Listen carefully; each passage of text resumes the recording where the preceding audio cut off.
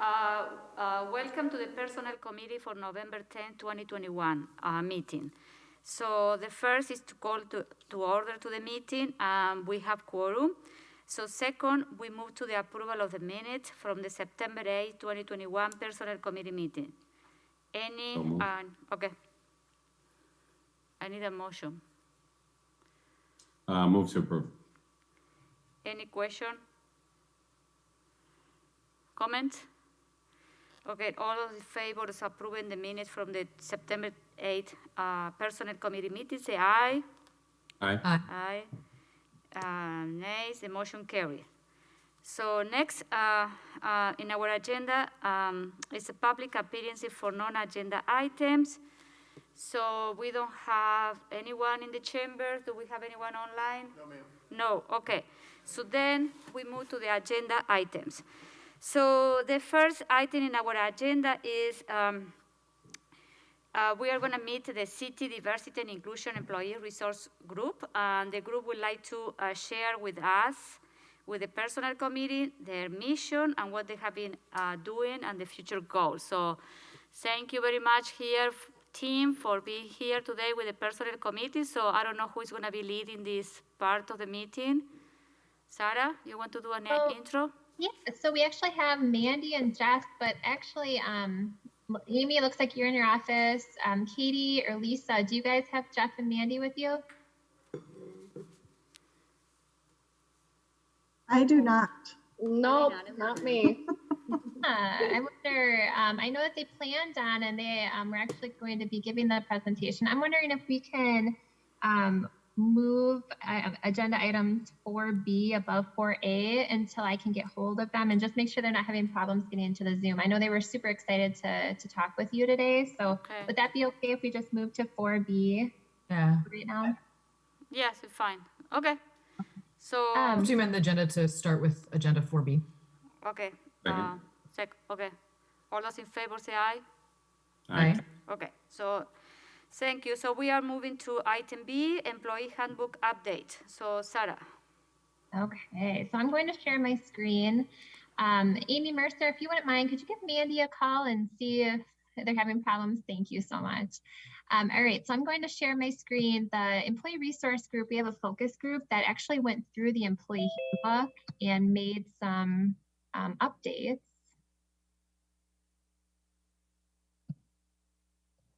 All right, so on your screen, you should see some updates. I have all of this in a 2-page document to just keep it easier to go through. The focus group did a really great job. One of the big things that they changed was going from gender specific to gender neutral. So we replaced any mention of his or her with their in the employee handbook. The next change was the open door policy. So we talk about in here, you know, it used to be just a supervisor. Oops. Thank you, man. Okay. They say just talk to your supervisor, and the employee resource group was concerned, you know, what if your supervisor isn't approachable? What if the problem is with your supervisor? So making sure that we also included, you know, HR manager, city administrator, you know, whomever you feel most comfortable approaching about whatever situation it is. So we added that in the open door policy. And then we also added gender identity in as a protected class under our harassment and discrimination policy. So that if anyone felt like they were being harassed based on their identity, they could definitely contact human resources.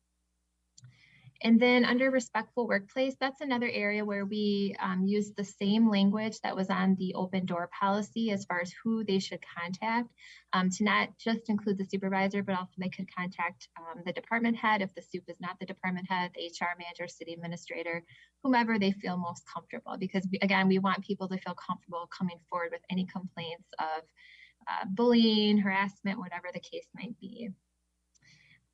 One of the other changes, this wasn't necessarily from, a piece of this was from the ERG. You know, prior in our dress code policy, we talk about the supervisor being able to determine the appropriate dress standards for their office or department. We wanted to make sure that there wasn't so much subjectivity in a department head being able to say, okay, you can wear this on, really we're hiring adults here, and the policy that we are trying to update it to is a dress for your day policy. So if you have meetings, you're going to be meeting with the public, business casual. If you're just going to, you have kind of a work day that, being in a more casual dress is just fine. So you want to make sure that, employees feel comfortable, but also are still neat and clean and professional, but making it just more, this is kind of what the city already does, right? We allow employees to dress for their day. And if there are any issues with people maybe not dressing appropriately, they can still talk to their supervisor or HR.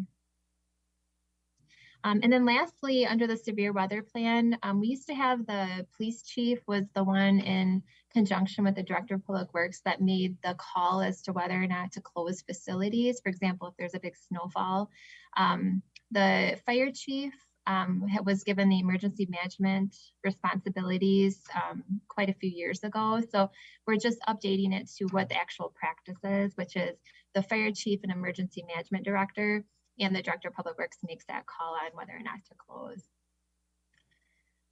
So those are the employee handbook updates from the ERG. And I just wanted to see if personnel had any questions or concerns about those changes. No, I like the dress for your day policy. I think that's I think the first time I encountered that was my last job, and I think it's appreciated by employees, especially during the pandemic when it would be virtual a lot and things are different. I have a question with information in the package. What you show in the screen is not what is in the package. In the packet, let's see here. Yeah, in the packet, we just have the whistleblower policy, and we've got the minutes from the last meeting. So we didn't have the... No, there is an employee handbook update. Yes, you're exactly right. There actually is.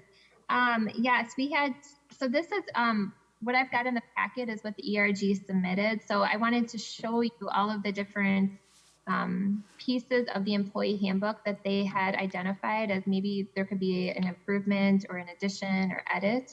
And so you'll see underneath it, there's information that the city provided in response. So like, for example, if you look at the packet under employee handbook notes, the first one, discuss problems or concerns with your soup. We said, the ERG suggested contacting department head, HR, city administrator, and then you'll see a will do underneath that. So it's just trying to show you the history of what the ERG, all of the work that they put in, and what their suggestions were. And then what I just showed you is what the actual updates would look like in the employee handbook. Okay, so for the people that they're maybe watching or they're gonna go to the packet. So what is in yellow, red, what is in red is what the group recommends, and in blue is the city answer. Correct. Yep. Okay. So yes, because so my question regarding the uniform, so I want to understand because I didn't follow that part, is, I'm sorry, so it's not like a city policy. Why supervisor have the authority to determine their employees' clothing? I think it should be more like a city policy. You know what I mean? Yeah, I don't know the history behind why department heads can decide I don't know if it's because we have such a variety of departments. We've got our police, our fire, our senior center, and there is such a, some departments have standardized uniforms, some don't. But the goal is to make it so that we have this dress for the day policy. The employee can dress for their day. If there's any questions or concerns by a supervisor, they can still talk to the employee, and the employee might have some questions, but this would be a city policy, citywide, that it's a dress for your day. Obviously, police, fire have standardized uniforms. That would still continue, but for any department that has uniforms, that would continue. But for the employees that don't have uniforms, that we really want them to have that flexibility to dress for their day. It honestly reflects exactly what we've been doing since I've been here for a few years. That's really people know how to dress. If there's any abuse of that policy, we could always revisit that. Okay, yes, makes sense. Okay. Any other comment? Gabriela and Joe. So I think the changes look great. I think all of the suggestions are spot on and seem. It's great to know that the ERG is there to make these recommendations because they do need to be updated. It just takes the staff to point it out. The one question I had about the emergency management role. So the emergency management person can change depending on it could be assigned to someone other than the fire chief in the future. Is that correct? It potentially could. It used to always be with the chief of police, but for the last 5 years, it's been on the fire chief's role. It's like an additional responsibility that he gets additional compensation for. So, I mean, it potentially could go to another department head in the future. I guess if we're confident that it's going to remain with the fire chief, I was just wondering if it would be worthwhile to make it more generic, where it's the designated emergency management director versus specifying fire chief. Because if it can change in the future, I don't see any reason why we shouldn't just make it. Agreed. I think that's a great idea. We can definitely do that because you're right. I mean, that could change if Joe leaves. We get just depending on how we decide to assign that responsibility. Yep, I think that's a great idea. We can make that change. I have a question regarding that. Why is not the city administrator position doing that, making the call? That's a good question. I don't know the history behind why the emergency management director was always in one of the public safety. It potentially could be the 24/7 operation. Sarah, would you like me to help out with that one? Yeah, welcome, Chad. Unless you want to keep No, carrying the torch on that one. Here. I can give you the backstory, I think, is because the city didn't always have a city administrator. Oh, okay. And it was largely put on the police chief and the public works director from the highway roadway conditions. So when when the policy was updated to include the emergency management director at one point in time, since the thought process being between the highway supervisor, aka public works director, and the emergency management director, they should have the most relevant information as to weather and roadway conditions, and therefore that they would jointly make that decision. Oh, okay, makes sense. Thank you. Joe. Yeah, this is just going back to that last item about sort of specifying departments for the dress code. Maybe it might be clearer just to put something in parentheses, about specific departments, that have uniforms. So this doesn't include uniformed departments such as police, fire, EMS, etc. I mean, it goes without saying, I think a police officer knows to wear his uniform, but work that out with the chief. But yeah, just might make sense for other employees to understand that. Absolutely. Oh, no. Oh, no. Okay. Any other questions about the employee handbook updates? No, I think they are great recommendations. So. Thank you, ERG, for going through that. So welcome, Mandy and Beth. Thank you so much for being here. These are two that are excited to talk to you today. If it's okay, if we could go back to agenda item 4A. We could get started. Okay. Perfect. And then Mandy, do you want me to share my screen, or do you have the ability to share your screen for the PowerPoint? I should be able to share my screen.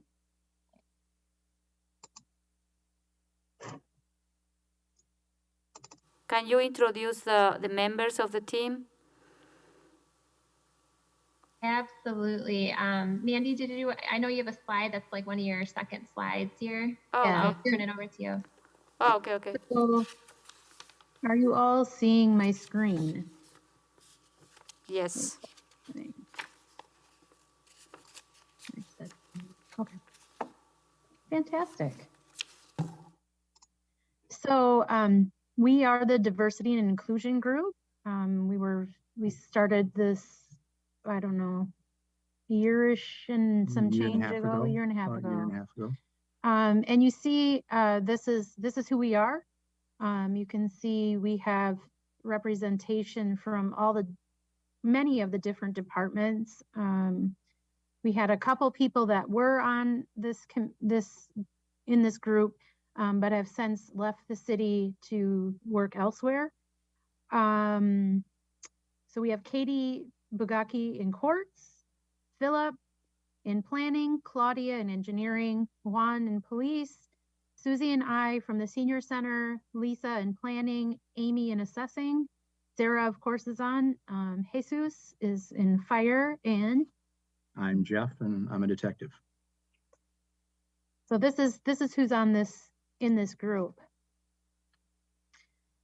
So the mission of our group, which you can clearly see, is to promote equity and social justice and to create change through education and awareness. When we were coming up with this mission statement, we also wanted to make it clear that it wasn't just for employees. Like, we want to ensure that our clients, customers, and anybody that comes into the city feels welcome, respected, and heard. Just some demographics, if you didn't know this, out of 278 employees, 99 are women. You can see the rest. With the addition of our new police chief, we do have one person of color in leadership now. Just some little fun facts for you if you didn't know that. So how did we start? We started with seeing who was interested, and then seeing who was interested in joining the group. And once we had members that were interested, I held a sort of, educational meeting. Our first meeting was kind of a meet and greet and educational, and we talked about microaggressions. And so there was a slide show that went along with it, and we just talked about different ways that people offend without really trying, and how that can happen in the workplace. So there was a theme, there was a microaggression, and then there was a message. So an example, color blindness, statements that indicate a white person doesn't want to acknowledge race.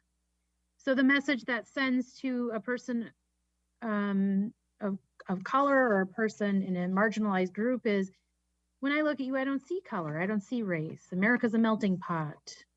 There's only one race, the human race. That's the microaggression. And then the message that's telling someone is, it's denying a person's ethnic experiences, their racial diversity, and expecting someone to assimilate to dominant culture. So we went through several of those. If anybody wants to watch that slideshow, I can probably send it to you. It had videos in it of different microaggressions, and a really excellent video about mosquito bites being like microaggressions. So if you're interested in that, just send me an email. So we took some other first steps. We did the Facing Bias webinar. Then at another meeting, I challenged the group to, for the next couple of weeks, watch what you're watching on television and take note of the race of each character, who's playing the villain or the criminal. Are they blue collar? Are they a person of color? And then when we met again, we talked about what we saw. So just really trying to have open conversations with the group so that people in the group felt safe to say what they wanted to say. And pretty much everybody in the group is pretty outspoken. Some of us more than others, maybe. But so we don't really have a problem talking as a group. That's been clear.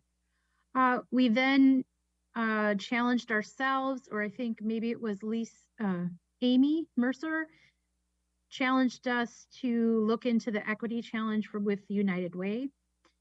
So several people did that. It was a 30-day challenge. Is that right? Does anyone remember? I did not do that myself. Did you do that? No. No. Amy, maybe you can elaborate on Amy, that. can you pop in? Do you want to say something?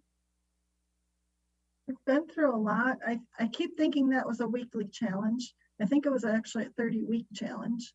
And so you'd get an email through United Way each week, and they'd give readings or topics or videos to watch to help you understand things in a different way. So a lot of people, we did that, like I shared it on Facebook, and so friends of mine did it also. So, you know, like we said, we're trying to reach out to the public also, or reach out to our community in other ways too.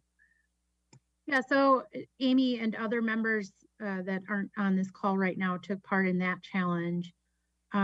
We did a seminar, Step Up Equity Accelerator. Sarah, did you want to talk a little bit about that? Sure. Yeah, so we reached out to Step Up Equity Matters. They were able to give our group a training to kind of help us understand, you know, each other's differences, how to work better, or not better, but to work well as a team, and kind of some best practices of employee resource groups that are dedicated to diversity, equity, inclusion. It was a really interesting, you know, it was a series of individual type of trainings that we had to do on our own. And then we were all brought together as a team for a couple of hours to meet with Step Up via Zoom and kind of go over all the things that we did on our own. So it was a really great training that the city provided, the ERG. Sarah, do you want to continue with the Inclusive Leadership Conference at City of Madison? Oh, sure. Yeah. So there was an Inclusive Leadership Conference at the City of Madison. I think that Amy Mercer, I want to say that you might have attended that. It was an invite that we sent out to all of the ERG members. Do you recall? Maybe it wasn't you, but I want to say, anyway, it's a conference that the City of Madison has, and we had sent invites to the ERG members. You know, our goal really is to get communication out about what types of trainings are out there, not just for us as a team, but also to department heads, to all staff, to really educate them on, you know, local, some free trainings that they can be part of to learn more. From that point, we decided to go into 3 different committees, the committees you see on the screen. And we'll go into each of what each committee has worked on. We decided that, you know, instead of us meeting as a big group every month, we would meet as a big group. Then the next month we would meet in committees and have that time to work on what the committee was supposed to actually be doing, so that we were, you know, walking the talk. And from that, we started with the Education and Training Committee, which is Katie, Susie, and I, and Jeff. So Jeff, do you want to talk about what our main goal is for our committee? Yeah, sure. So we obviously want to try to educate and train ourselves to the best of our abilities, so we then in turn can take that knowledge and help facilitate that throughout the city, through department heads, city employees, hopefully bringing that additional knowledge and perspective to people, so they are cognizant and aware of things that we previously talked about, the microaggressions. A lot of this may seem very obvious to most of us, but it's not obvious to everyone. And so we want to try to obviously make the city as welcoming and as diversified, and hopefully recruit and retain people with this type of program and this type of mindset. So training and education is at the core of that, in my opinion, and Mandy shares that, and we try to embrace that and do the best we can. We anticipate hosting all city staff trainings in the future, hopefully. We're hopeful that our presence in the city is going to help the staff, administration, city council members to be supportive of our initiatives. And we'll kind of get into that maybe at the end when we just talk about what we really are going to ask for that'll cost no money, hopefully, just support, that we do more with this group than the sunshine and rainbows and check a box. That what we say and what we do obviously has been a long time coming, and you've heard it from millions of groups all across this country, regardless of what side they're on, of what topic, and everybody loves to run their mouth, but then everybody says, well, then whatever did we get done? Whatever did we accomplish? And so many times you see that support fell off for whatever reason, and there was a lot of talk. It sounded great. There was no action, and that's what we really want to make sure that we are not. We are hopeful to take the mindfulness and the education and the training and make positive, sustainable, long-term change to this city that is far overdue. Mm-hmm. So we started to do this. Like, one of our goals was to have monthly updates. Well, this is a work in progress, let me tell you, because we all have, a bunch of stuff to do in our job with the city. So we sent an introduction out in October. I think that you guys were all on that. In February, we sent out another update about Black History Month with a book list.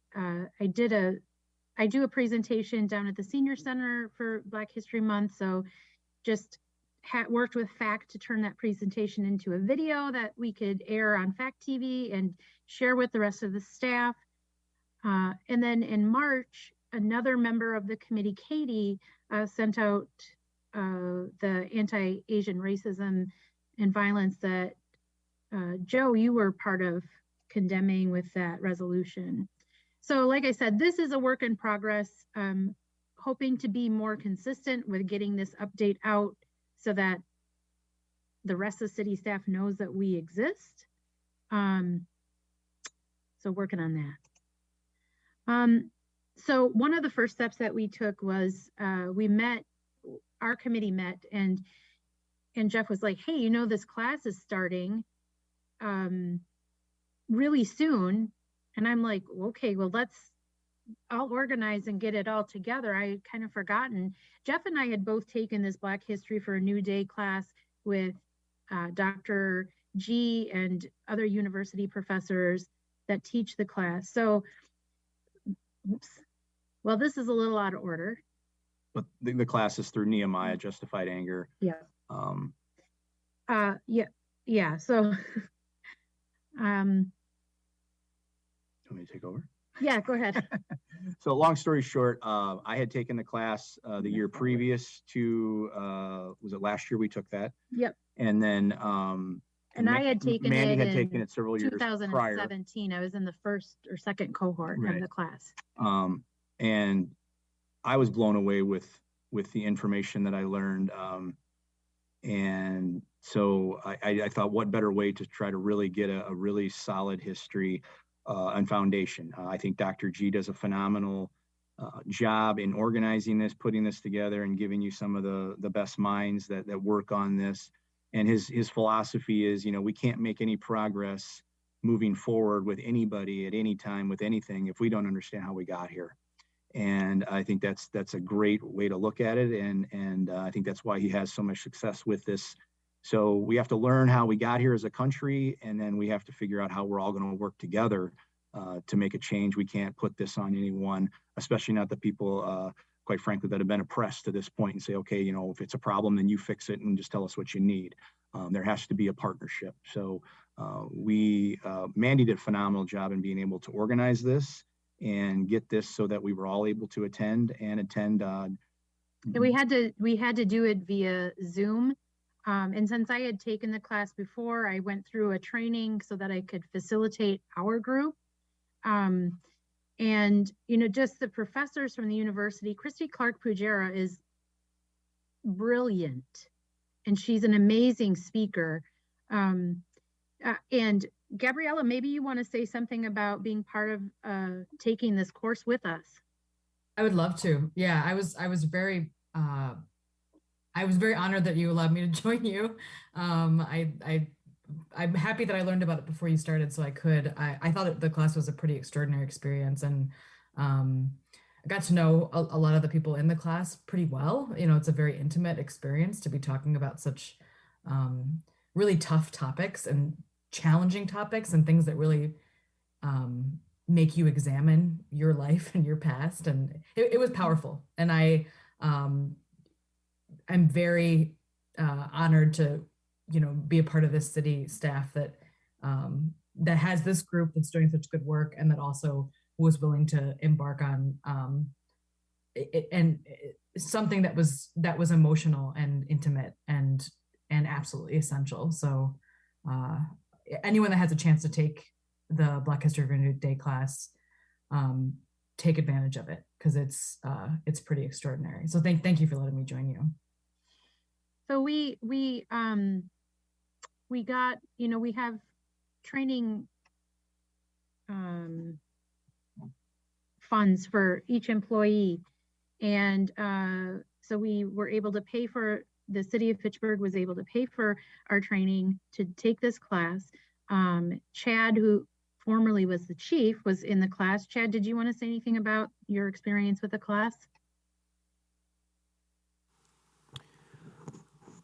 I'll keep it brief. I think it was a really good experience. I'm glad that the city was able to provide that for those employees that were interested, and it was certainly very informative and educational and valuable in how we can utilize that information and how we provide our service to the community here at the city.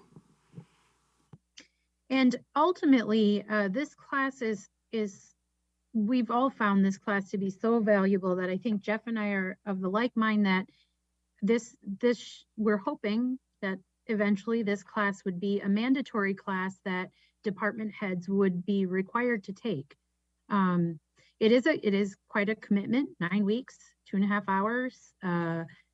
There are some assignments and, you know, things you have to think about, but like this is something that we hope to see in the future, that more city employees can take part in, and especially department heads. So in addition, June, we celebrated Juneteenth. We celebrated it down here at the Senior Center by having a really awesome soul food menu. We made it at a reduced price for seniors over 60, and our friends of the Fitchburg Senior Center offset that cost.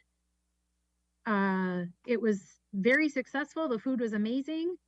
And then also part of Juneteenth, we put out some facts about Juneteenth. We did send that out, like I said earlier, and we raised a Juneteenth flag. So I designed this Juneteenth flag, and unfortunately, when I typed in the dates, I typed in the wrong dates. So I had to change it with a black marker when it came. It's just habitual to type in 2000 and whatever, and it's really 19 something. So anyway, Susie was there that day. Jeff clearly was there. Susie was able to speak a little bit from her perspective about what Juneteenth meant to her. And also in June, we rose the pride flag. So we re-raised. Yeah.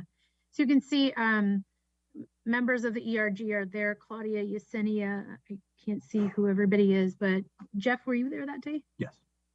You want to say anything about that? Yeah, Randy spoke, shared some very moving and I think very important information. I think one thing personally that I took away from that is Randy spoke of his experiences growing up as a younger man and being gay, and he mentioned some of the harassment that he actually had to unfortunately endure from law enforcement. And then after that, he apologized to me afterwards because he felt like somehow, some way I would be offended that he sort of threw law enforcement under the bus. And so I just wanted to really let him know that, you know, your story needs to be told. It was moving. I think we all found it extremely valuable. And if there's one thing that I stand for, and I'm been here for 25 years now, and I couldn't be more excited about this group and more excited about trying to bring change, positive change to law enforcement is the whole crybaby, draw the line in the sand, whiny cop. And so I just, again, it's a personal experience, but I want to share that he felt he somehow offended me. And there's no way in the world you're going to offend me by telling me that some jerk who happened to wear a uniform was a jerk to you while they were on the job. Because cops do not stand for that. A good cop will never stand for that. I will never stand for that as long as I'm an employee here. And if there's anybody working in this department who does, we'll be routing them out. Because as you can see, I'm one of those people that was blessed with the gift to gab and doesn't mind who he angers. So June was a busy month. A year or so before that, I had designed these signs that we have hanging in the senior center. And then, so we have these at the senior, we've had these for 3 or 4 years. And we decided as a staff, it'd be great to take a picture. That was followed up, I think, Sarah, didn't you have a lot of staff taking pictures, supporting Pride Month? Yeah, we had a lot of employees write down kind of like they either made a picture or wrote a few words about what Pride Month meant to them. And then we highlighted that. It was nice just to bring everybody together. We had a lot of participation. I think there were several of the photos were featured in the Fitchburg Star and stuff like that. So Jeff and I will kind of let this go over to Sarah for a while, and she's going to talk about recruitment and hiring. Yeah. Can you go to the next slide, Mandy? Thank you. So Jesus and Juan are both on this focus group. And so it's nice. They both bring a police and fire perspective. And then, of course, myself in HR. The ERG has been really involved in recruitment. We've started to utilize a member of the ERG when we're using what's called the Equitable hiring tool. We've used this tool with a few of our department head openings, actually 3 this year, the police chief, the city administrator, and the planning director. So it's been a great tool. I mean, essentially what it is it's getting more people around the table to look at what our qualifications are. So it's not just HR, copying an old job posting and keeping the qualifications and everything the same. It's really asking ourselves, what skills are we really looking for? What kinds of qualifications, years of experience, education does this person really need to have? So we've also been able to utilize an ERG member at the interview panel stage. They've helped us, the members have helped us a lot. I've had people on police officer interviews. I think Susie is helping us out with the fire administrative services manager next week. We at all levels, we've had position levels, we've had an ERG member help out on interview panels quite a bit. They all receive interviewing best practice training before sitting on the interview panel so that they're aware of just kind of how to be, if they don't have any experience with interviewing, how do you do this? And just to be aware of the different biases that are out there, so that they can also be there to call out any maybe inappropriate conversations that are being had with the panel, deciding who to hire, maybe making a discriminatory choice based on some factors that they shouldn't consider. So it's been really nice having the ERG members be more in on those recruitments. And then if you can go to the next slide, Mandy. And then we're looking at ways to just improve the applicant experience. We're really seeing a decrease in the number of applicants that we're getting for all of our public sector jobs. And I mean, that's not just Fitchburg, that's everywhere. And so we're trying to look at ways that we can make it more positive. So for example, just with police officer, we piloted this. We had on the job posting a contact on the police officer job posting so that they could actually reach out to a member of the police department to learn about what it's like to be an officer, ask any, specific questions that they may have. So we had an email and a phone number for them to reach out to. We also reached out to prior police officer applicants and invited them to apply for the posting. And we actually did get some repeat applicants that just didn't do as well on the essay questions, that actually excelled this time on the essay questions and made it to the chief interviews. That was really neat to see. So sometimes it's just a matter of people needing to reapply and just take more time on those essay questions. And then for those that didn't get to the interview stage, we tried to soften the regret letter a little bit more and let them know that we did appreciate meeting with them and that we do want them to keep us in mind for future openings, because a lot of times, people aren't selected just because they just didn't do as well in the interview. Maybe they didn't, have enough practice in the interview. A lot of people are nervous during an interview and are just trying to rush and get out of the room. So prior to them coming to the interview, we also kind of gave them some helpful hints of what to expect during the interview. Like, be prepared to talk about your qualifications and why you're interested in being a police officer with us. So just trying to provide as much, helpful hints as possible, and trying to make sure that our regret letters aren't just, thanks for coming in, we chose somebody else, trying to really soften them and give them more information. And then when people do follow up to see, hey, what can I do differently in the interview? We're trying to provide more constructive feedback there too, so that they can do better the next time around. So those are just a few things that we've talked about. There's one more slide, Mandy. We're also looking at, so since Juan is with the police department and Jesus is with the fire department, we also wanted to look at our scoring criteria for the police and fire application processes. Like, how do we apply points to applications for police officer and firefighters? And is this still working for us? Not everybody does the greatest on those essay questions. Is it time for a revamp of those? So that's something that would have to be approved by the chiefs and the PFC before our focus group, along with, we would pull in other members of the police department and fire department to look at their respective scoring criteria. But it would be nice to kind of review this. It has been probably 5 years or so since we've reevaluated our scoring criteria for those two positions. So more to come from this group. Yay, thanks, Sarah. Lisa, are you on? Lisa, hello. So Lisa will be talking about the onboarding and retention, what that committee has been doing. Go ahead, Lisa. All right. So yeah, our group is myself, Amy, Mercer, Phil Groupie, and Claudia. You can go to the next slide. So, and basically, as an introduction, the onboarding and retention group is really focused on like the experience for incoming employees. So when they first start with the city, making sure that they feel like they're welcomed and being respected, like right off the bat, and that they know, what their resources are as an employee, if they need help with anything, things like that. And then also how to retain our existing employees and make sure that they're also feeling respected and heard by their fellow employees and by supervisors, and just kind of creating a healthy working environment for everybody. So primarily, we expect to be making recommendations to HR, to the personnel committee, on how to make those improvements. So one of the examples would be the employee resource or the employee guide. That's one of the things that we worked on. Next slide. And then, so one of the things that we did was, take a look at the employee handbook. So we wanted to just kind of accomplish something right off the bat to create some momentum and to kind of show one of the things that we could accomplish as a group. And then we talked through a kind of a variety of things that we could do.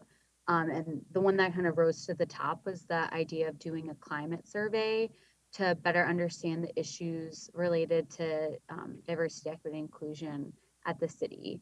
And where we've left this off right now is just kind of researching best practices for conducting a climate survey. So, how do you start that process? What should the content of the survey be? How do you reach the employees and encourage them to respond and things like that? Just so that if we were to, let's say bring a proposal forward, let's say to the personnel committee, that we have all the information available in case we needed to say like requests for funding to create the survey or do things like that. So that right now is something that we're working on as a focus group. And then some other things that we'd like to do in the future is create kind of a how-to resource for employees so they know to file complaints and what their rights are. So, not everybody reads the employee handbook really closely. I mean, it's a long document and it's not super easy just for the average person to find and read. So can we just give them like a 1-page document that they can take a look at, and we could give that to all new employees like right away as a kind of welcome packet, as part of the welcome packet or something like that. And then we'd also like to maybe create, you know, some kind of welcome group, and it doesn't have to be ERG members. It could just be anybody at the city, maybe who's a little bit more social and like interested in meeting people. I mean, there's always different levels, right? Not everybody would have to participate. That could just like send an email introducing themselves, or if that new employee is comfortable with it, maybe seeing if they want to grab lunch or something, and just trying to create that environment so that people don't feel isolated or unwelcome when they're coming to the city. That's it. Thank you, Lisa. Wow.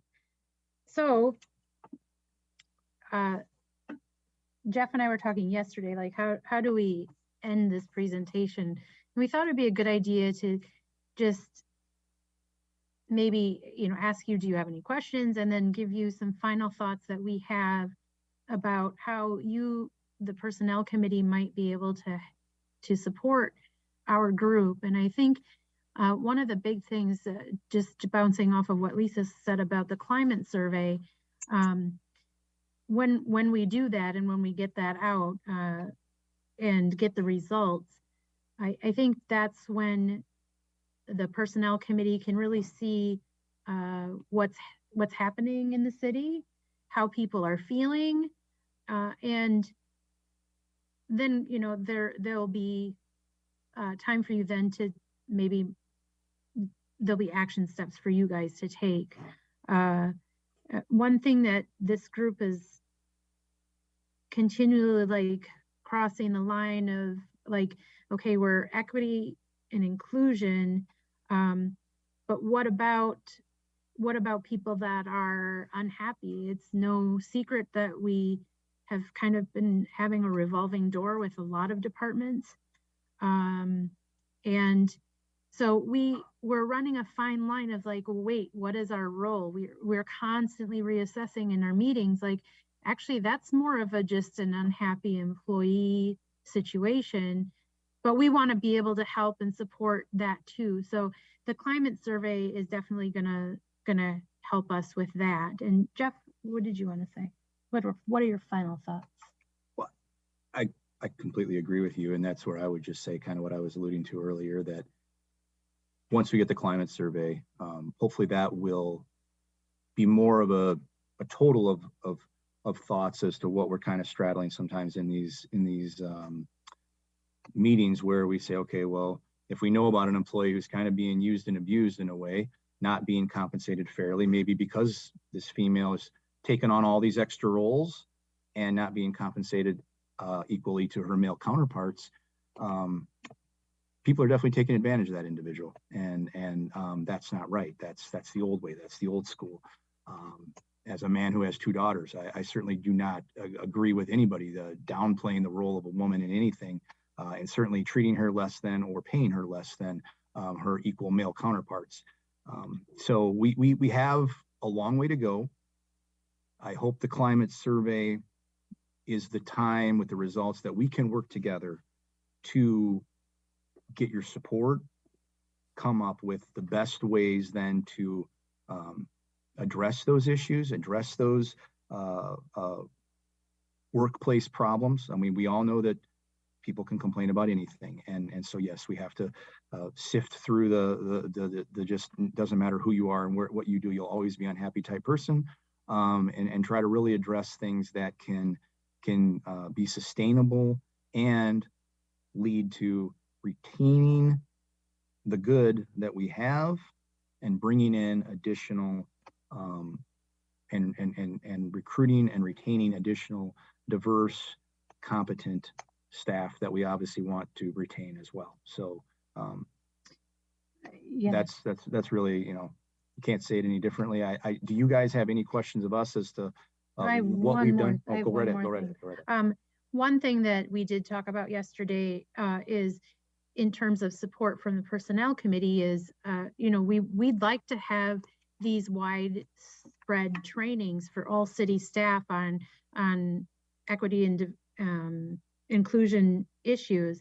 So, making sure that there is funding to pay for a trainer to come in, that's something that we talked about. So that's just a bug in your ear. And yeah. Joe has a question. Go ahead, Joe.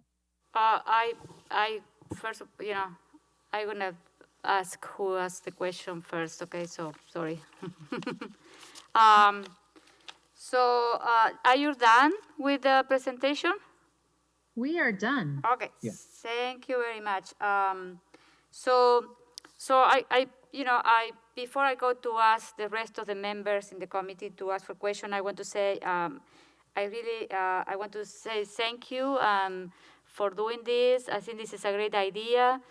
As a Latina and representing 4,000 Latinos in Fitchburg, I think it's important that the city have this initiative because, when we talk about not only the employees, but also how the employees and the staff of the city had to, when they, reach out to our members and community and residents, how we need to act with different type of population that we have in the city. And this is crucial and very important, that we know that there is the staff is aware that sometimes there's going to be some cultural difference that when we are dealing with different type of diverse members in the community. So I would like also to you think in your training or in your group to start also incorporating some of the training for the staff of how to react, how to outreach, and how to relate to other members in the community, our neighbors, that they are different than us, okay? And when those members, and when we have people from different ethnicity or diversity group that they come to the front desk here at the City Hall, they are treated with dignity, integrity, and they don't feel that they are, there is any, sometimes people can have those bias, you know what I mean? So that one is something that I think we need to think about the other side, how we make our resident welcome in City Hall, how we make our resident welcome, to have a welcoming relation with the police department or with different departments, okay? So that one, I would like you to think about that in your next conversation about that approach. Yeah, Julia, that's actually part of our mission statement is to make sure that our customers and clients, and not just employees, feel welcomed, respected, and heard. So okay.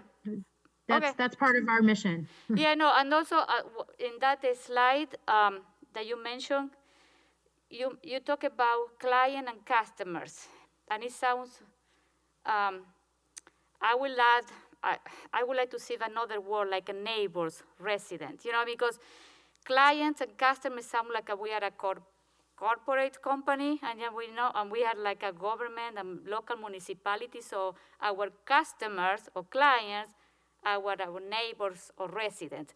I don't know, I would like to, this is a recommendation that I think maybe you can work on that, okay?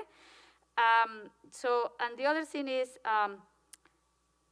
I would like to see that this year we celebrate some of the Hispanic Heritage Month with some Hispanic or Latinos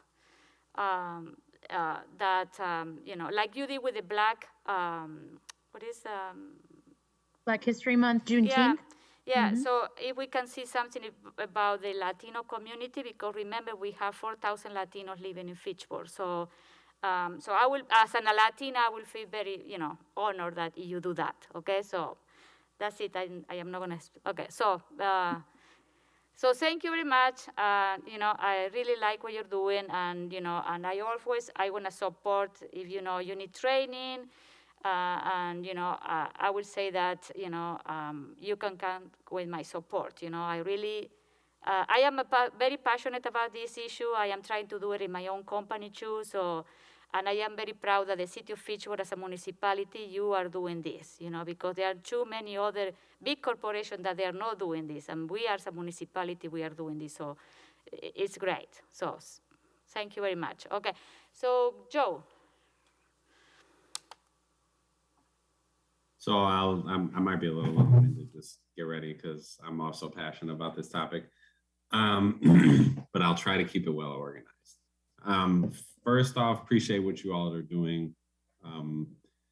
I can clearly see the passion behind why you're doing it, right? It's not just something to check a box. It's clearly something that staff has an interest in doing because it's the right thing to do. As far as your question about how, how alders can be of support, I'll just say that you can consider me somebody, and any staff listening can consider me somebody that you can confide in, and that you can turn to if you're having issues in the workplace or just out in the community. And I'll also say to Julia's point, going beyond just, staff that come into the building, I think it's really important that our residents feel comfortable where they live. And I'm gonna just share a brief story. Chad knows this story because I've talked to him in depth with it, but I had a person who I met at an event a long time ago, found out that I was on council and reached out to me. She doesn't live in my district, but she lives in another part of Fitchburg. And she talked about how one of her friends visited her in her neighborhood, and her next door neighbor sort of came out after the neighbor left and sort of berated her and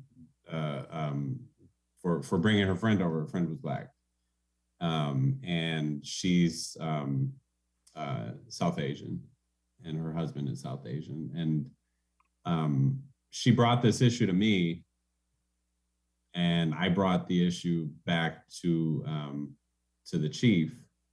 And we had some level of closure, although I don't think she ever was able to communicate the challenges she was having with her neighbor. But I mean, these are the types of things that happen, particularly in some of our suburban neighborhoods that are more predominantly white. You have residents of color that are new to the neighborhood, or they're the only ones, and may feel unsafe. I think it also happens in our more urban areas where there tends to be either fear or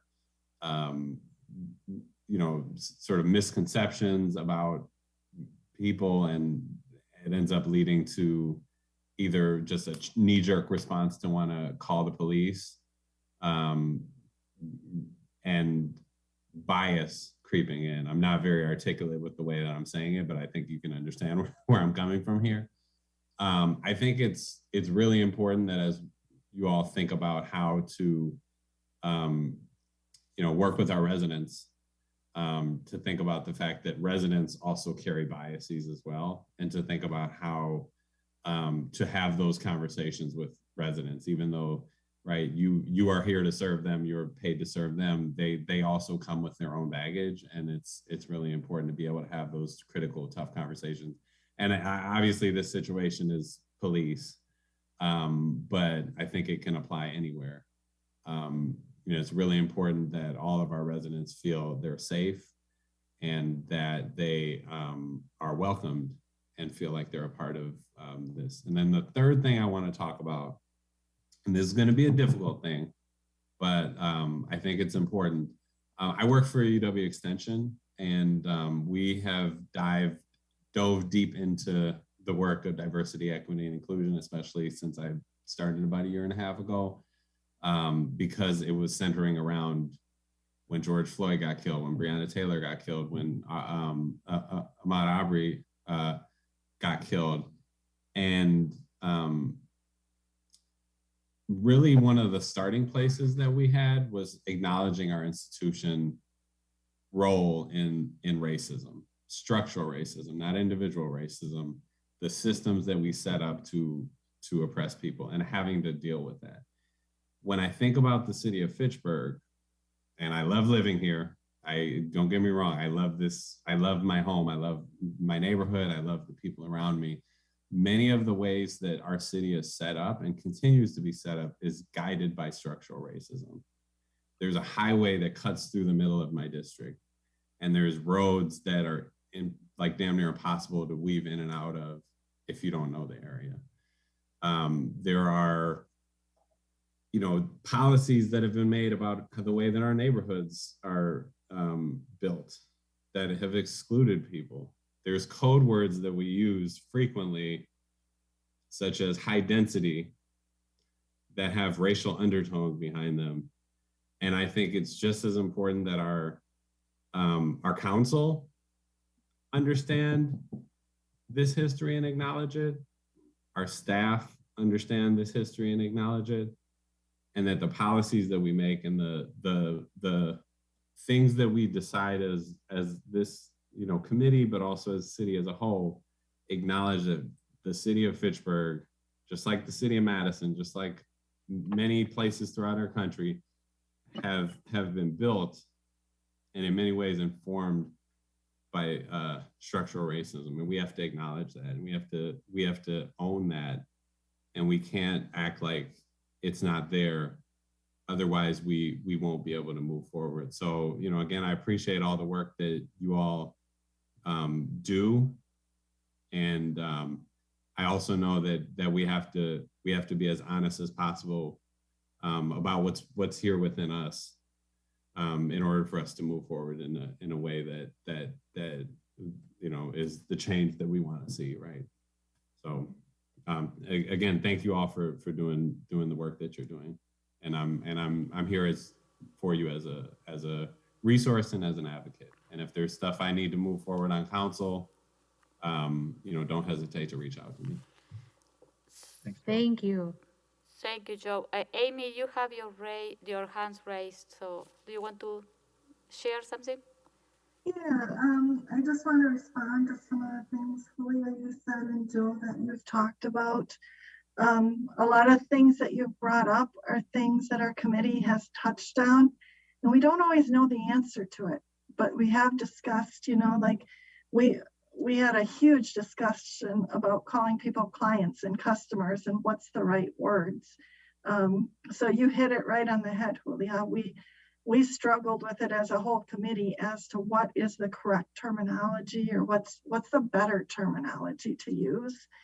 And then also, as reaching out to our customers and clients, that's something I know Lisa and I think our whole committee talked about the last time we met, is how do we reach our customers? Like I bring up assessing. When I go to properties, we have a whole diverse community. And I said, there are different customs even based on religion and things when we visit a home. Some homes, it's you take the shoes off before you enter that home, not when we step in the door. It might be an insult to take them off. So I know I talk with my staff about the things that I know, but I don't know everything. So it's kind of like, those are things that I don't know how we find the answers. I'm on my journey, but I'm like here on my journey and I need to go way over here. So there are things that we're trying as a committee to find the answers, but we don't always know what those answers are. So that's one thing we're struggling a little bit with, or I think I am anyways, as to how to move forward with some of the items. And when you talk about like the structural racism, Joe, I know Lisa, we had a conversation about what can we do? What can departments do? We talked about neighborhood, like the comp plan. I think that was one item. And it's like, are there different terms that we can adjust in these items that we traditionally do a certain way? So if there are things that, the alders can point us to, if there's things that you know of in your personal lives, we would really welcome that to help us continue on this journey, I guess is what my thoughts are. And anybody is welcome to come to our meetings. We We have them typically the second Thursday of each month, or every other month is our big meeting, from 1 until 2:30. And in our introduction to the city staff, we said anybody's welcome to come. That includes you guys. So yeah, and Joe, if you guys are diving deep into this at your company, and you have resources, or you have stuff that you guys have used that you found were valuable, please share. We're, like Amy said, we're all on this journey together. Some of us are on different levels because of how long we've been on it. And Julia, you talked about the obviously your passion for wanting to make sure that our Latino population is well represented and taken care of. And so if there's any suggestions, there's anything you feel like, hey, I live in this city and I feel that there should be some changes made, share, and we will work with you to make whatever push we have to do to create the change. And with your support and backing, I think, there's no reason we can't get there. right. And the beauty of this committee, touching on what Amy said, is that we're not claiming to have all the answers. This is continual from a structural standpoint. This is a continual everyday learning process. This is so we don't have all the answers, but everybody in the group, when we shared why we wanted to be part of the group, we all have a passion for social justice in one way, shape, or form. We have a passion for equality. And so we've all made the commitment to not have all the answers, but to be ready to look for the answers. Okay, so thank you very much. And this is very oh, what happened?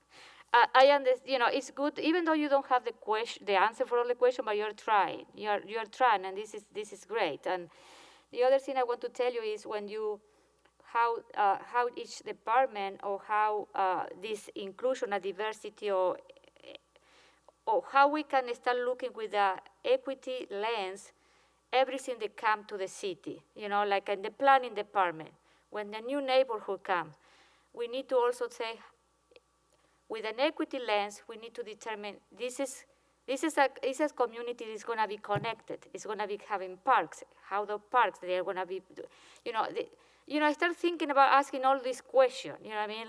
Like, this is a neighborhood that is going to be accessible and welcome to everyone. You know what I mean?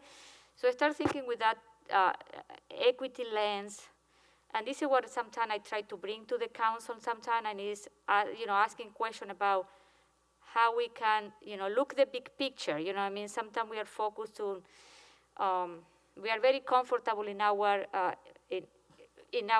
would say, position, that sometimes we need to ask those questions to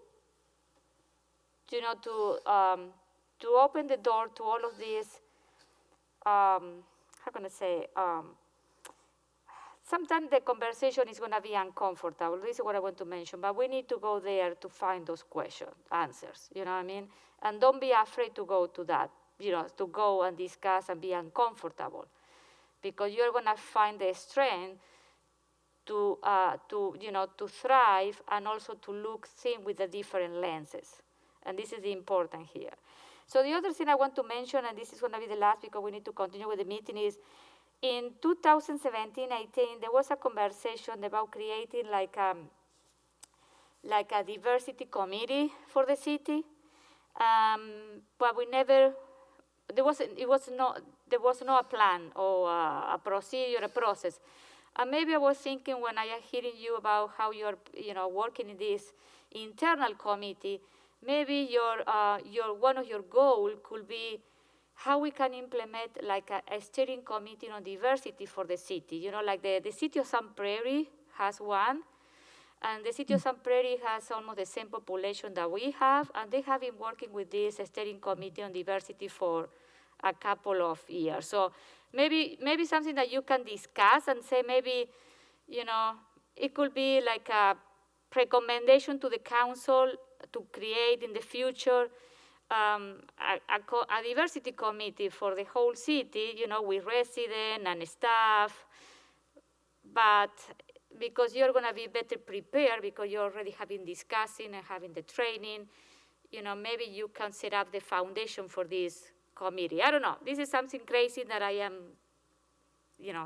giving to you and, But it was a talk 2 or 3 years ago. I don't remember. Do you remember, Chief? I think it was an idea that Mayor Gonzalez wanted to do it, but it never went to any place, but I don't know. So, okay, final words, 2 minutes. Madam Chair, can, I know Gabriella wanted to. Gabriela, say okay, something. I Can can we see. allow her a little time? Okay, Gabriela, I just saw your, hands, okay.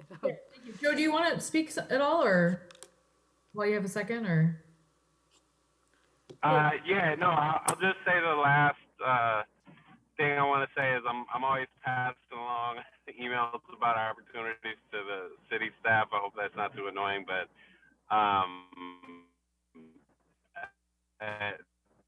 the other part is I think either committees or decision-making processes. I'm going to talk about this at a later date, but we've got our teen center study. So for our teen center study, we're going to hire teens. So I just think like when we make decisions about things that are going to impact people, it's really important that we include who's involved. Nothing about us without us is my favorite phrase related to that. So yeah, I'd be glad to talk more offline, but yeah, that's the last thing I wanted to say. Gabrielle, I'm gonna stop talking so I'll let you. Thank you. I'll try to be brief. I'll just mirror what both the other alders said. I fully support this effort. I think it's great that you're doing it, and I applaud you and acknowledge you for it. Although I know you joined this because you think it's the right thing to do, and I'm sure you all know that this is not going to necessarily be an effort that you're going to get a lot of praise for, and maybe you're going to get a lot of flack for it. And I appreciate you guys putting yourselves out there because we need people in the city staff to be leading this effort. And in terms of really making our city and our city government a more diverse, inclusive, and equitable place, that requires efforts on all levels. So that requires efforts within the staff. It requires efforts within the city staff leadership. It requires engagement with the public to bring them into that vision. And it requires policymakers, because ultimately you can do a lot within the city government to make changes. But a lot of things, the big things dealing with structural racism, for example, often needs policy intervention. So I guess what I would say is, I think it's become very clear to you that you have 3 alders that are on board with your efforts. And I am interested in, taking the work that you do and thinking about how we can put that into policy. And Alder Rutherford's idea of exploring some sort of committee that can have these conversations, it is an open meeting for the public to contribute. That is one option that I think we should definitely explore. And I think, having proclamations and resolutions that acknowledge things, that's not perfect, but it's a start, and it matters to say things out loud and officially on the record. I do hope in the near future we can move towards taking steps beyond just the acknowledgement of things publicly, but actual meaningful engagement. So the most recent example was Indigenous Peoples Day. We did that proclamation. I don't know if anyone was invited to come accept that proclamation. Ada Deer was mentioned. I don't know if anyone gave her a call and asked her to come and say a few words. And I don't know who else could have been called that we don't even know of, that I don't know of personally. And then, I was disappointed that there wasn't an outreach effort beyond the council meeting to express that that was what we had said publicly, or some sort of event or something that would engage the public on it. So anyway, that's one example, and I do not put that on any of you, but it's just an example of something that I think saying the words is important, but we have to take it farther. And that's on everybody. But I know that as a group of people that cares about it, sometimes you can be in a position to poke people and ask the questions in advance and push things forward. So anyway, you have support amongst the personnel committee, certainly. And I hope, I actually would love to start coming to meetings if I can. I don't know if I can always make it work, but I'll try to. And I thank you. Thanks. Oh, can I just say one more thing? I'm sorry. Okay, To 1 minute. I think I'll get along well with Joe. To the point of like how we can like about attending meetings. For me, it helps if you have like specific agenda items or things that you think may be of interest or that you need like specific feedback or engagement from us on, like policy or like, you know, something I've talked about today. You know, please just ping me and say like, hey, you know, this is important. This is what we're talking about. Hope you can make it. Or just to the council in general. So that may be helpful on my end. Sounds good. Okay, so thank you very much for the presentation. Good luck. You know, you have our support, and let's continue with the conversation. Okay, so thank you very much. Thank you. Thank you. ERG. Okay, so next we move to item C, whistleblower protection policy. So Sarah. Yeah, so in the packet was the draft whistleblower protection policy. Hopefully you had a chance to look at it. Ideally what it is it provides protection to employees that want to come forward with any complaints of, you know, unethical behavior or misuse of city funds. So it's a very best practice policy that every company should have. And we are hoping to get that into the employee handbook. So, any question about this? No? Okay. So we don't need to vote or anything, isn't it? Just take action that, you know, actually probably for the employee handbook updates too. It just, we probably need action. I didn't think about this, but like a motion to approve the update. So, so I need a motion to approve the whistleblower protection policy. So moved. So moved. Second. Any question, comments? Hear none. All those in favor say aye. Aye. The motion Aye. carries. Okay, thank you, Sarah. So next is an update of the 360-degree feedback. Yeah, so that is continuing. We started this probably 4 months ago or so. Aaron and Chad are the two that are receiving the 360 feedback from all of the department heads. So this was a 360 program designed just for department heads right now. So far, I think it's going pretty smoothly. Chad can speak to it because he's actually getting those directly. We do have our focus group meeting in January to just kind of revisit the process, how it's going, and if we want to make any changes. But Chad, do you want to provide any your personal feedback on how you feel the 360 is going for your department heads? Sure. I think overall I can sum it up by saying it's valuable feedback. I will say that I think generally employees ask for 6 folks to provide a survey, and the participation can be inconsistent. In some cases, I may only see 1 or 2 responses for a particular department head, so it's kind of hard to get an accurate read.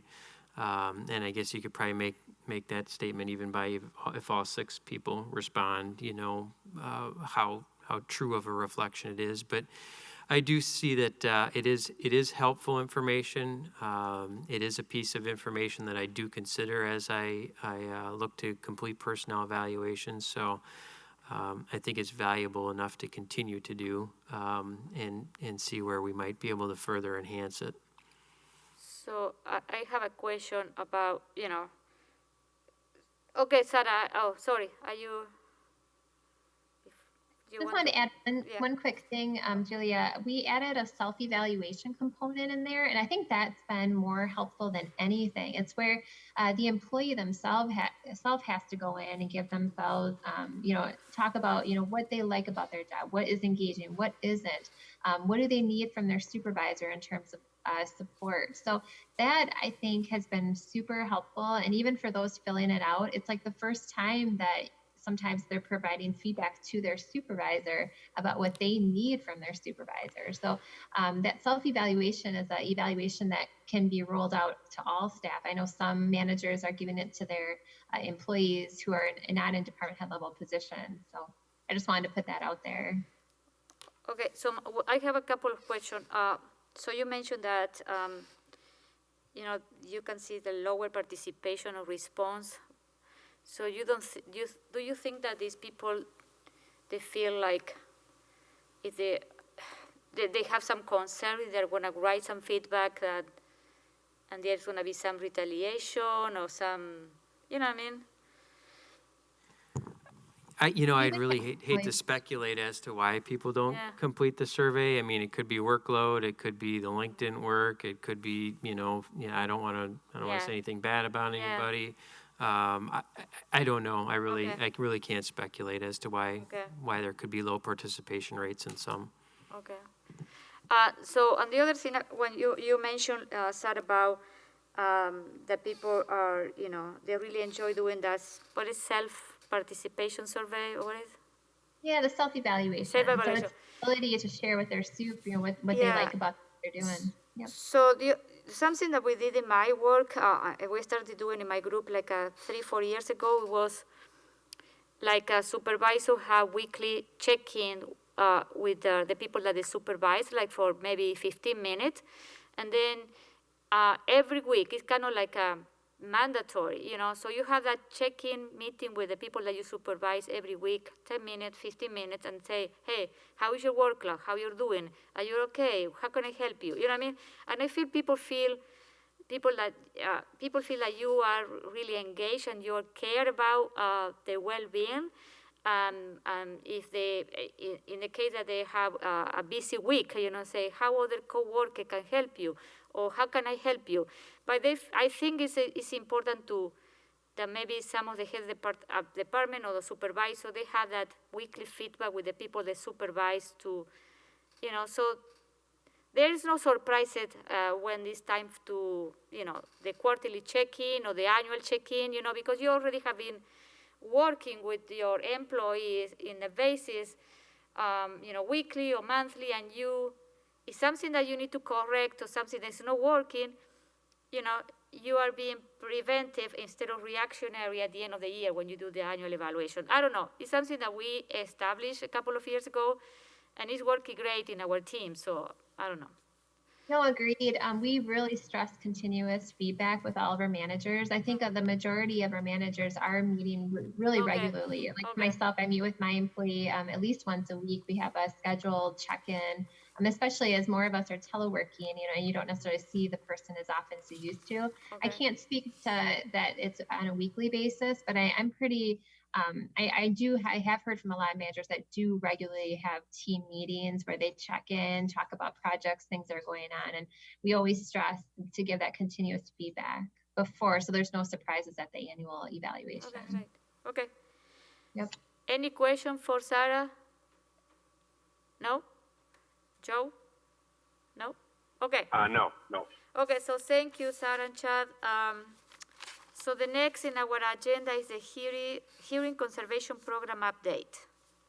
Yeah, so we talked a little bit about this in the amendment last night, but great news is that we'll be able to implement this. This came out of the safety team, and it will be for all the public works employees, police and fire. Again, they can come on site, and this will be during work time, so we don't have to worry about them having to schedule something outside of work time or going somewhere. It's called Metavan, and they actually come on site. This is used by a number of nearby municipalities too, so it's not, it's a known company. So I'm really, really excited to get this program underway in 2022, just so that to make sure that we're taking care of our employees' hearing and measuring that, so we can measure if there's any hearing loss and be able to mitigate that. Okay. Any question for Sarah about this? No? Okay. Thank you, Sarah. Okay. So the next item is the overall city staffing plan. So this is something that I ask you to put in the agenda, because after the budget deliberation, there is a lot of concern about staffing and and we want to create to have a planning for the future to determine how the city is gonna, what is the plan for the city regarding the staffing in each department. So we should be using metric or not, because there was a lot of deliberation during budget process about, to have metric every time that we bring forward new position to be approved in the budget time.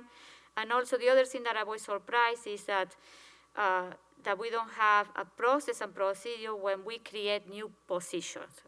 And I firmly believe that this should be discussed at personnel and have the approval of personnel and the council before we create new positions, okay? Because for me it was a surprise to have this new position that we are creating for the public works department without even that position coming to our committee to discuss what are the needs, why, metric, you know what I mean?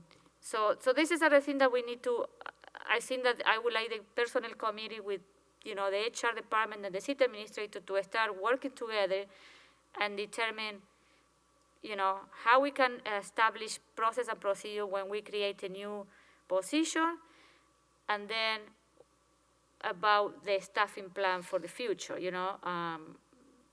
So that's it. I'm gonna leave it at that. Chad, I know that you have your own ideas too. Yeah, sure. I think as you and I have talked, Julia, that it is important for us to, when I say us, I mean us collectively as city leadership and also our elected officials to plan collaboratively for growth. We know that there's a tremendous need for staffing and personnel resources within the city, largely fueled by existing growth that we've had here, which we of course are fortunate to have. And it's only going to be exacerbated by the upcoming absorption of the town of Madison. So there are a lot of staffing challenges that lie ahead of us across multiple departments. There's no doubt about that. And I know that I and many other department heads and city leadership from a staff perspective, we're very grateful for the support that the council showed last night for all of the staffing requests. I know that there were certainly a lot more requests than certainly could have been funded. But there was also, I think, genuine appreciation for the acknowledgement that there are staffing needs that have largely perhaps been maybe not fully supported in the past. So I think it's important for me to work with Sarah and the department heads in the first part of next year to look to identify as best we can, recognizing that it's maybe not a science and it's maybe not an art to try to identify what the staffing resources are needed over the next 5 years, but we'll certainly do what we can to put that down using data, using some metrics, trying to maybe capture some historical perspective on where we've been from a staffing perspective and a population perspective. Got a lot of ideas in my head, and we'll certainly look to work with staff and involve this group as well, where we can on how we put this plan together, and looking forward to seeing where it goes. I think ideally it'll provide a framework that we all can use over a 5-year period, and obviously keeping it on a rolling 5-year period, perhaps in similar fashion to the CIP. Which I know is a 10-year period, but I think when you get longer than 5 years out on staffing in particular, it gets even more challenging. Can I jump in quickly and just say that a good place to start, I think, would be to, you kind of got at it just now, Chad, but to go back and see what already exists. Because this was brought to my attention last night. It's you can't see it because it's the 2006 City of Fitchburg organizational study that I think talks about a staffing plan. I mean, I was from 2006, so it's old, but it would be interesting to I don't know if there are other documents like that from the past or even more recent than 2006. But that's certainly interesting because of the deficits that were identified in 2006. Some of them still exist today, which is kind of wild.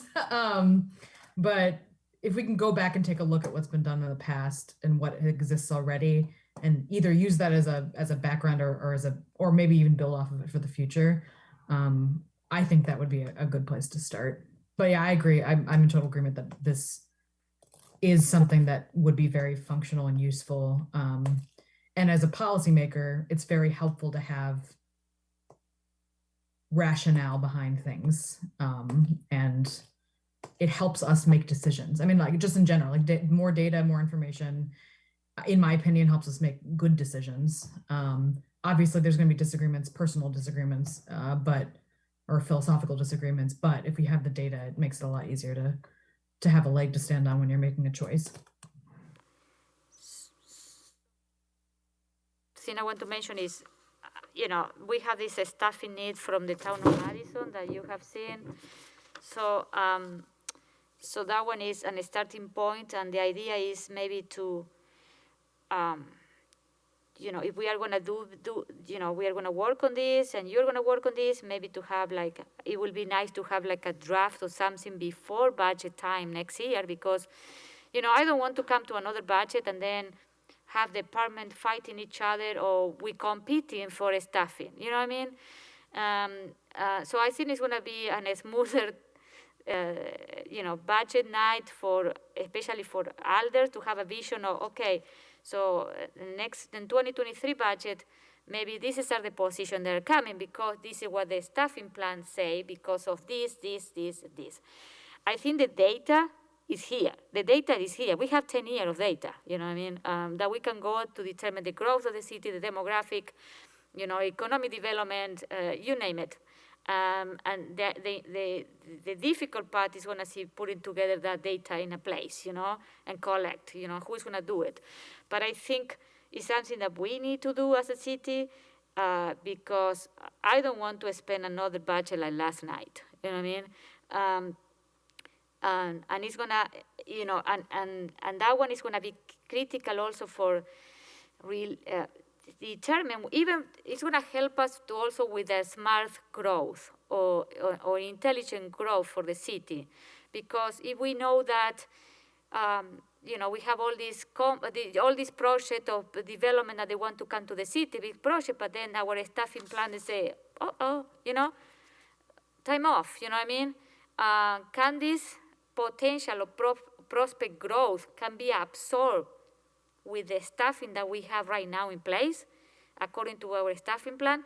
So that one is going to be also helping us to monitor that growth too, because what happened in the last 10 years, our city has been growing exponential, but our resourcing and staffing has been growing at a different pace.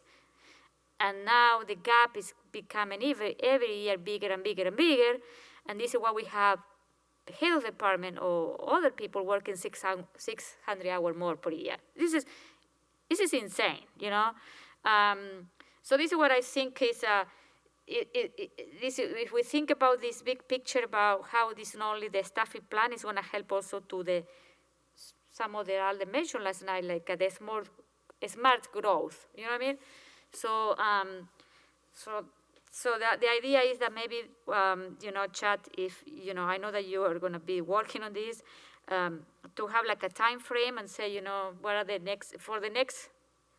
our next personal meeting to come up with maybe like a bulletin and say, this is what I envision and this is the timeline, and you know what I mean? I don't know. Yeah, I can certainly see if we'll have the ability to get an update for the January meeting. That could be a bit challenging, admittedly. But I'll spend some time with Sarah over the next couple of months, and ideally we'll be able to have at least some basic information on where we're at. And again, I think it's likely, I've already been thinking about our conversations. I've had similar conversations with the mayor about this proposed plan, and I know that he supports this sort of initiative as well. But, I know it's not going to alleviate at budget time, some of those conversations that are going to have to happen just because the need is so great. But I do think that if we at least get that framework down, it might mitigate some of it. And, I think there's a process that I can talk through with some other folks that I've kind of been starting to formulate in my mind. I just want to run it by some folks before I start talking about it publicly, just to make sure that it's on the right path. And when I get at least a good idea on where things are, then I think it definitely would be important to come and let you guys know what's up. Yeah, I will be making you accountable. As you should. Any comment? No? No, so I am very excited that we do this staffing plan. You know, you guys are going to work on that, and, you know, I know that it's something that we need to do, and I don't know, maybe you will need some help too, that there's some money left in the budget, you know, that maybe, you know, that it can, another resources that can help you with this, but at least, it's no, I agree with you. We are, you know, in budget time, we always going to have this discussion about the staffing, but at least we are going to, it's going to be a conversation based on metric and rational, not like because I have affinity with this department, I gonna bring, you know, I wanna push for that, you know what I mean? Or I wanna, you know what I mean? Because there are a lot of departments. I would say like most of all our departments are having some staffing issue. And this is why we need to, you know, if we are going to make the decision, this will be a decision based on logic and, you know, no like affinity or because I like you better than the other one. You know what I mean? So, no. Okay, any other comment? Okay, so I think we are at the end of our meeting. Oh, we got one more item. New hires report and current vacancies. Sorry. Yes. That's okay, that's fine. I'm sharing my screen here just to pop up current postings. We have our planning director open right now, closes on Sunday.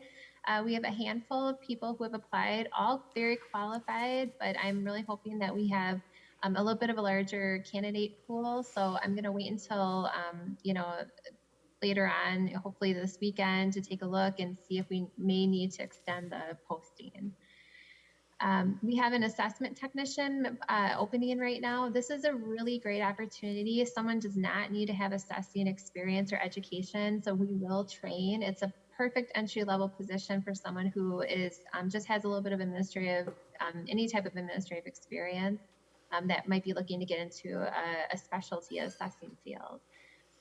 We have fire department support staff that we're recruiting for. This doesn't come up very often. This is a non-sworn position that helps provide support for the sworn positions. It's an hourly position.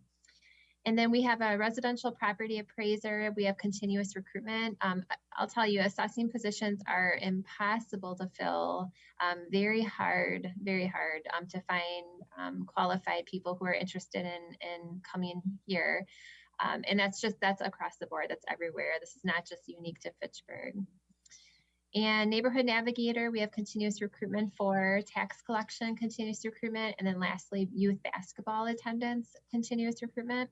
Right now, recruitment in the works. We have a police officer. We have 5 in the background step process. We actually brought in 14 to meet the chiefs last week, and 5 did really well. So they're going to be looking to hire 3 from this recruitment. And then we have our fire administrative services manager. Meredith was with us for about, I think like 15 years, 13 years in her role. And she just left for the private sector. And so we have interviews next week. And then we have library shelvers interviews as well. I think they just may have made some offers.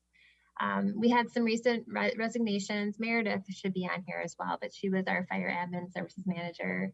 Sonia, of course, our city planner. And then we just got notice today that our property appraiser, Dwight Frame, is resigning. And so that's, again, another position in assessing. And it's a very, like I said, a very hard field to fill. And then our recent hires, of course, our receptionist, Carla, and our chief of police, Al. So any questions about our vacancies, recruitment in the works, recent resignations? Yeah, I have a question. You mentioned that you have it's very difficult for you to recruit for the assessor department, appraiser. Have you considered maybe some of the internal people here in the city to train them or to motivate them to do this job, like internal people? I don't know.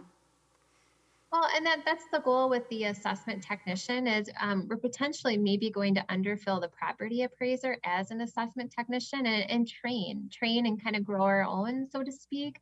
And then, the goal then would be eventually someone would promote to a property appraiser and then promote to residential property and then eventually to commercial if we had that opening. And so yeah, and I know that Amy's been wonderful about having internships. Like she just had an internship experience for someone who is no longer in the internship, but the goal there was to try to get somebody, experience in the role and get them interested in assessing and then to go from there. So yeah, we have to think about other ways to attract. It's just such a small pool of people in that realm of expertise. And so it's really hard when we do have openings come up because there's just not a lot of people out there with that experience. Okay. Any question for Amy? Yeah, I got for one. Amy, for So for the administrative technician, assessing technician,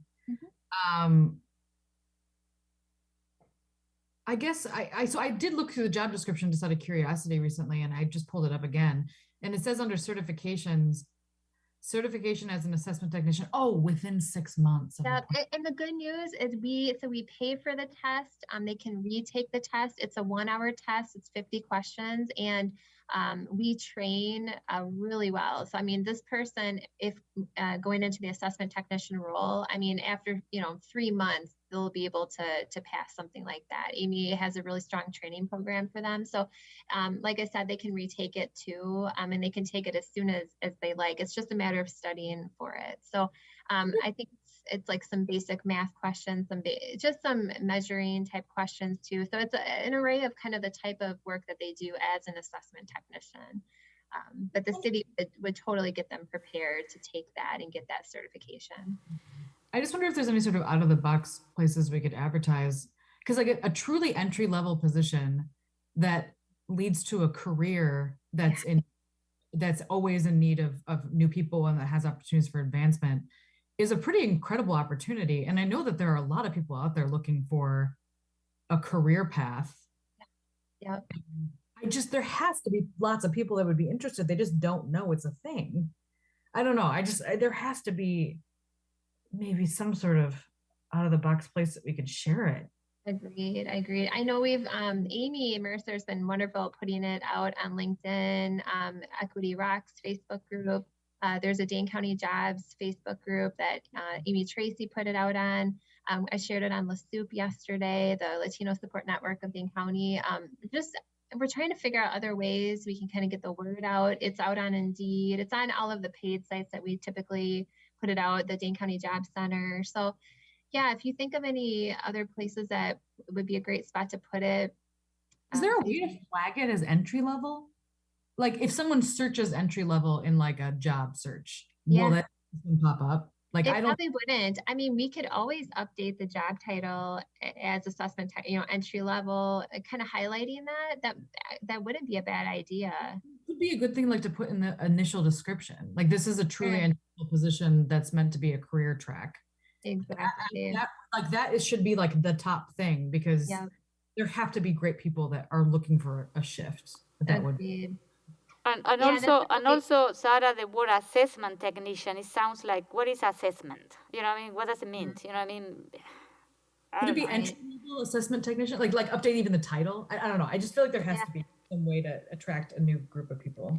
The nice thing is with this assessment technician, we're not having any trouble getting applicants for this one necessarily because it's entry level. So we do have a good amount of applicants as of right now with it closing on Sunday, but we want to spread the word as much as possible because now we're looking at potentially hiring 2 of them to fill these roles. So, but it's the property appraiser, the residential one. Those are the really hard positions. So an entry-level assessment technician wouldn't be too bad, but I agree. I think there's ways we can highlight those entry levels in a more like, hey, red flag, entry level, this is something that you can do and then we will train you. So I agree. We'll have to definitely make sure we highlight that next time we have an entry level position to post. Sarah, and I have another question about in the recruitment for the police officers. So those one are the recruitment, are they are new position or they are people, they are vacancies? There's one vacancy, and then the other two are for the two that got approved in the budget last night. So that would be the three that they're looking to hire. So they would Okay. be able, they wouldn't start until after January, of course, because there's a January police academy. So this isn't for anyone starting yet this year. Okay. Any other question, comment? Okay. Although, Sarah, isn't there one current vacancy in the department that could be filled? There is one current. Oh, you're right. I mean, if someone comes in as a lateral and they don't have Sure. to go to the academy, then they could come in sooner than January. Yeah, there is one current vacancy, so someone could start at any time. But Yeah, I get the logistics of the upcoming season here might make it difficult for somebody to start before the end of the year, but I just wanted to clarify that I thought or recalled that there was still an opening within the PD. yeah, you're exactly right. Okay, and the other comment that I want to ask before we close, because this is our last meeting of the year, is I know that for the fire department or police or there are some I know most of the information about recruitment and hiring and all of that go to the PFC, but sometimes we don't have a clue what is going on, and you find out about things because you talk to people in those departments, and but and most of those conversations when they happen in the PFC, I know that there is a reason why they are closed session, but in general we don't have a clue about if there are some issue in some of the in some of those departments or no, because everything is handled by the PFC. But the question is, I know that the personnel committee, I don't know what is our role, if we need to at least to have an idea what is going on in some of the and also I heard other comment about that we have another committee that was public safety, and some people say why public safety we don't run through public safety some concern that are coming from those departments, you know what I mean? So so I don't know, that one is something that I never thought about until now. I heard about that because they came to me, and I think they came to other elders too, and say, why, why we need to know, why we don't know, why the personnel committee doesn't know all of this that is happening in those areas, and specifically in the public safety department, like police and fire. And I know everything is handled by the PFC, but sometimes it would be nice if the council knows some, it's something that we really need to know, you know what I mean, that, or you know what I mean, not like, I know that there's a specific topic that they're handled by the PFC, but is there other update, I know that we are doing all the recruitment and hiring here, and it's good that we're incorporating fire and police, so we have an idea, what is the staffing condition. But working through my amendment, I was very surprised to learn for a couple of months about what was going on, the situation with the fire department and the pay on call, the people that they are retiring, and how this is going to affect the department, you know what I mean? For me, it was important to understand that because it's information that I didn't have before.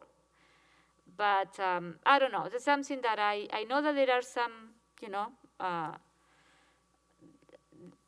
what are the things that each committee handles, but I think I don't want to be blindfolded, whatever is the expression, again, about what is happening in one of our, public safety department, you know what I mean? So that's it,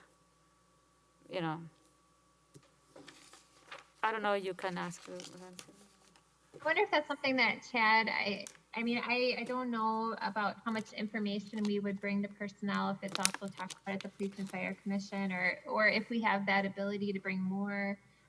But I guess I'll have to talk to Chad and Valerie to see, does that make sense to bring more information? regarding our police and fire, public safety departments to the personnel committee. Chad, feel free to. Yeah, I think the state statute is pretty clear in that the Police and Fire Commission is responsible for personnel matters within the police department. I know that it can present a challenge and some complexities without a doubt. However, I do think that there are some, the Public Safety Committee, for example, could certainly request information to be shared by the public safety chiefs. That could be things like call for service updates, notable incidents, what does the staffing situation look like, what are anticipated retirements and those sorts of things. Those are certainly things that are reasonable requests, and much like you've seen previously when I was in a different role, sharing that sort of information with the council. It may not be perfect, without a doubt. May not be all of the information that you want or would request, but I think it's hopefully at least a step in the right direction to kind of provide more information about what is happening in any given department, and that may be something that the council wants to have a conversation with its public safety committee members in particular, and maybe have them start to think about what sorts of things might they want to see on a quarterly or biannual basis. Yeah. No, I understand about but maybe some information about, public safety, the committee should know, maybe invite the two chief and say, okay, how is the department, recruitment, vacancy, some in general item, I think it should be part of the conversation. And then last night, I saw some reports for the fire department that we elders, I think the mayor see those reports, but they are not shared with the elders, So, and this is something maybe the chief of fire or the chief of police, they have some staffing report issue or concern. They should share those reports with the, at least with the personnel committee, with someone. But, and I was surprised to see this report, and I said, because they say, have you seen this report before? And I said, never, this is the first time. You know what I mean? So this is the thing that I want to be very vocal in this. I want the personnel committee to have an important role. I don't want this to be a dormant committee where we meet whenever we meet. No, this is not if I want to be chair for the next year or, whatever it is, I want this committee to be proactive and to have discussion we are going to solve problems in staffing, and bring some, have discussion about how we can improve process and procedure. And the other thing is, I want this committee to be proactive. That's it. No, you know what I mean? So this is what I ask all these questions, because there are some reports there that we don't see. You know what I mean? As a personnel, as an elder, it's going to help me to make decision, especially a budget night or preparing to budget. You know what I mean? So this is the thing that we need to. I want to know why. You know what I mean? Why we don't see that information? And if we don't see it, I think it's time to start sharing with the elders. You know what I mean? So that's it. If I may. Okay. I'd love to know what report you're referring to, because I'm not aware of any report that's shared directly with the mayor that I'm not included on, or that the council would also not be included on. An example of a report that I receive, and I know the mayor receives directly from a public safety department, is the monthly Fitrona EMS report. And I know that either the mayor or I forward that on to the council to make sure that they are informed. So both he and I take that responsibility very seriously. So if there are reports that are being generated within departments that are not being shared with me or the mayor or the council, then it'd be helpful to know which reports those are, so that I can have conversations with those particular chiefs to say, hey, is this something that is it an internal only report, or is it for public consumption? And if it's for public consumption, then let's get it out there. Okay, yeah, I'm gonna get those reports, because I saw the copies, paper I didn't see, and I said, I would like to see them, you know what I mean? I can share, I don't know, maybe they're internal report that we cannot be shared, I don't know. Okay. Okay, any other comment? Question? Okay, so this is our last meeting of the year, isn't it? Yes? So our next meeting is gonna be in January. I don't remember when. Oh, Gabriela, sorry. Do we need to take action on the employee handbook? I'm sorry, I know we. You're exactly right, Gabriella. So we took action on the whistleblower protection policy, but we didn't take action on the employee handbook update. Thank you Okay. so much for catching that. So I move approval of the employee handbook update. So moved. Joe? Okay. All those, any question or comment? All those in favor say aye. Aye. The motion carries. So I need a motion to adjourn. Oh, Sarah, when is the next meeting? Do you know? Yep, it's always the second Wednesday of every other month. And Okay. that next one's going to be, I believe it's like January 10th, I want to say. I can tell you right now. At 4 o'clock, it is going to be The 12th. January 12th. Thank you. Yep, at 4 p.m. Okay. Thank Yep, you and it very should much. be on everyone's calendar already. So. Okay, so thank you very much. So I need a motion to adjourn. So moved. Second. All those in favor, say aye. Aye. Aye. Aye, nays. The motion carries. So we are adjourned at 5:57. Thank you very much.